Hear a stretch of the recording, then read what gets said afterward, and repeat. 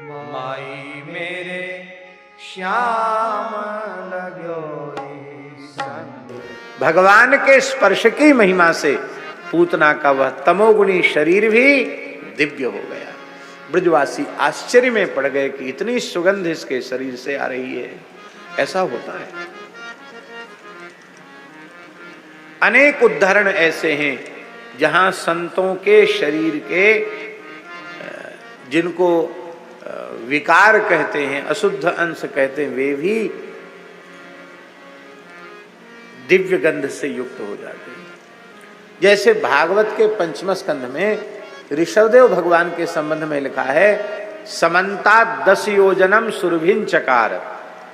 श्री ऋषभदेव भगवान मलमूत्र त्याग कर देते थे और उनके मलमूत्र की सुगंध 10 योजन, 10 योजन माने 40 कोस, 120 किलोमीटर तक उनके मल की मूत्र की दिव्य सुगंध व्याप्त होती थी। विचित्र बात। आप लोग कहेंगे कि ये तो पुराणों में लिखी है, उनके लिए संभव है, आज कैसे संभव है? आज भी ऐसे संत हैं।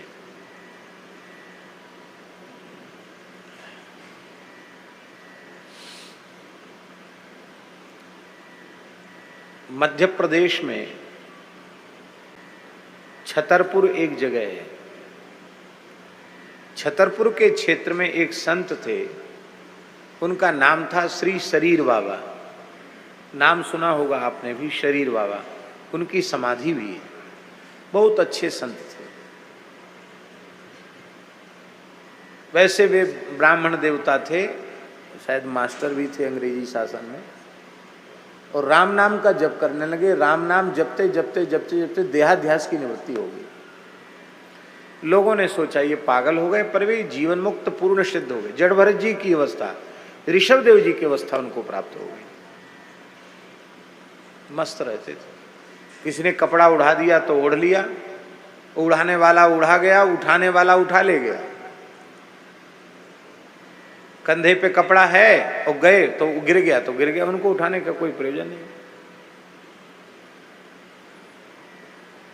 कभी कपड़ा है तो कपड़ा, नहीं तो दिगंबर। सत्य घटनाएं उनके जीवन की। वे छतरपुर के क्षेत्र में ही कहीं जंगल में पड़े थे, नंग धड़ंग। तो किसान लोग उधर से गए। सर्दियों के समय गेहूं के खेत में पानी लगाते हैं रात में, प्राय देखा होगा किसान जो सर्दियों में गेहूं में पानी देते हैं। तो किसान वहां से संजाखू पानी देने के लिए निकले तो उन्होंने देखा कि बाबा पड़े हैं, ठंड खूब है। उनके मन में दया आई कि चलें बाबा को थोड़ा सा, कपड़ा तो है ही नहीं बाबा पे, जंगल में पड़े हुए हैं बाबा, इनको थोड़ी आंच बरा दें तो कम से कम अग्नि की गर्मी से ठीक रहेगा। उन लोगों ने लकड़ी इकट्ठी करके धूना जला दिया और वो तो चले गए। बाबा पड़े थे, पड़े पड़े उन्होंने हाथ पैर घुलाए होंगे तो दोनों पैर धधकते हुए अग्नि में रख दिए। और किसान वहां से लौट के जब सुबेरी टाइम भोर में जब रात को पानी लगा के किसान लौटे तो उन्होंने देखा तो बाबा के दोनों पैर जल गए, हड्डी तक जल गई। कोई व्यक्ति बुद्धि के प्रयोग से इस बात को समझ नहीं सकता है। तो किसानों ने कहा बाबा तेरे सबरे पाम जल गए, पाम जल गए तुम्हारे। बाबा बोले ना हमारा हाथ है ना हमारा पांव है, जलेगा क्या? हमारा कुछ नहीं जला। अब वो तो देहाध्यास उनका समाप्त हो गया था। मैं हाथ पैर वाला हूं, ये उनको स्मृति ही नहीं थी। बोले जिसके पैर होंगे उसके जले होंगे, हमारे ना हाथ है ना पैर है, हमारा क्या जलेगा? उन्होंने ये कहा। अब बेचारे किसान आदमी क्या समझें कि बाबा ब्रह्म ज्ञान बोल रहे हैं। वो तो चले गए, बाबा तो बाबरो है और सबरे पाम जराए लिए, रे राम राम, बड़ो बुरो भयो। कुछ दिन बाद फिर वो दूसरा पानी लगाने के लिए खेत में आए। उन्होंने देखा बाबा घूम रहे हैं, उनके नए पाम उगे आए, एकदम नए पैर निकल आए बाबा के और घूम रहे बाबा।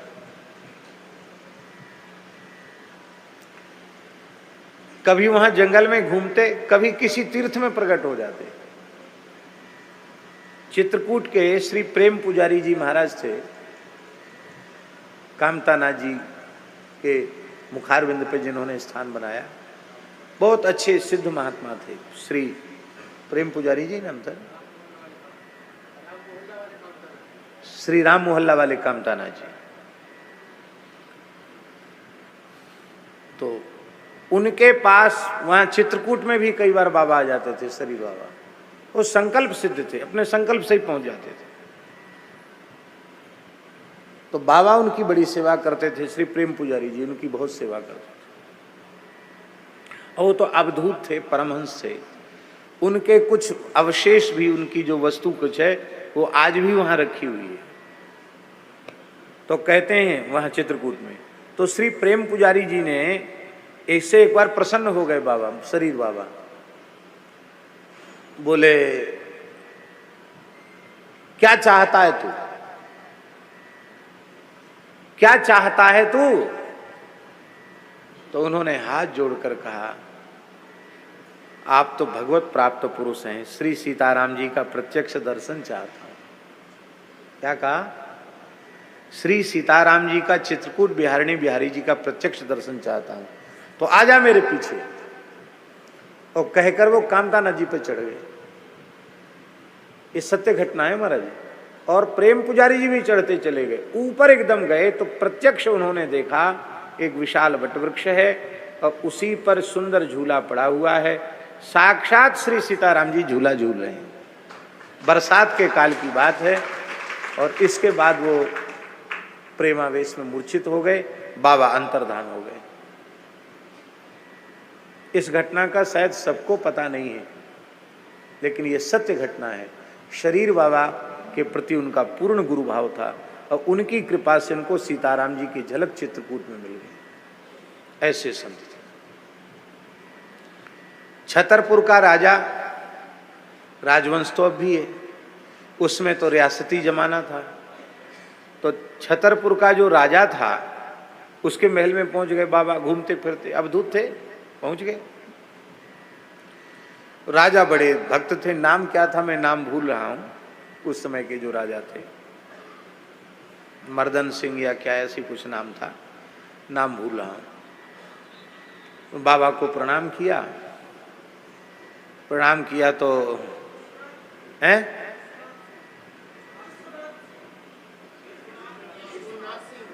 विश्वनाथ जी, राजा विश्वनाथ सिंह, देखो कोई सज्जन है वो बता दिया उन्होंने।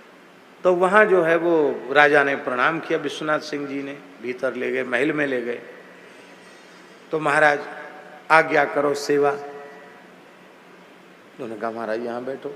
वो सिंहासन बिछाया था उस पर नहीं बैठे, ऐसे कालीन बिछाया था राजमहल में, वहाँ कालीन पे ऐसे बैठ गए जैसे डोल डाल करने शौच के लिए बैठते हैं, वैसे बैठ गए। और बैठ के उन्होंने मल त्याग कर दिया गलीचे पे। और बोले उठा, सेवा पूछ रहा था क्या सेवा करें, उठा इसको। राजा इतने श्रद्धा, उन्होंने हाथ से उठाया। बोले इसको दीवार पे थाप दो, कंडा बनेंगे इनके, कंडा थपेंगे कंडा। और आश्चर्य की बात है कि उनके उस मल को ऐसे रख के किया, कंडाई हो गया, उनके मुंह से कंडा निकला और पूरा महल दिव्य सुगंध से गमगमा उठा।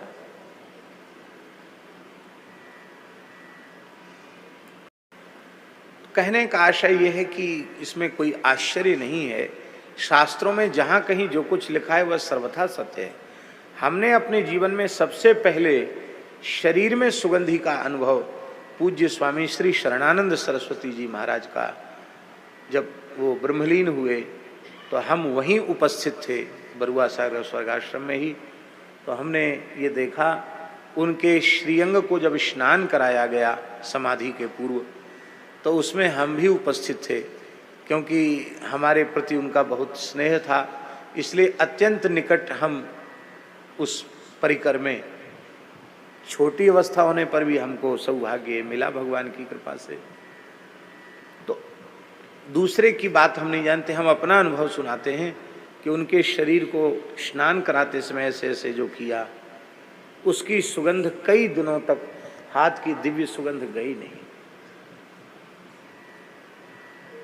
ये बात मैंने पूज्य गुरुदेव भक्तमाली जी को सुनाई थी, तो महाराज जी ने कहा कि जो भगवत स्वरूप हो जाते हैं उनका प्राकृत देह भी भगवत चिंतन की महिमा से दिव्य हो जाता है। माई मेरे श्याम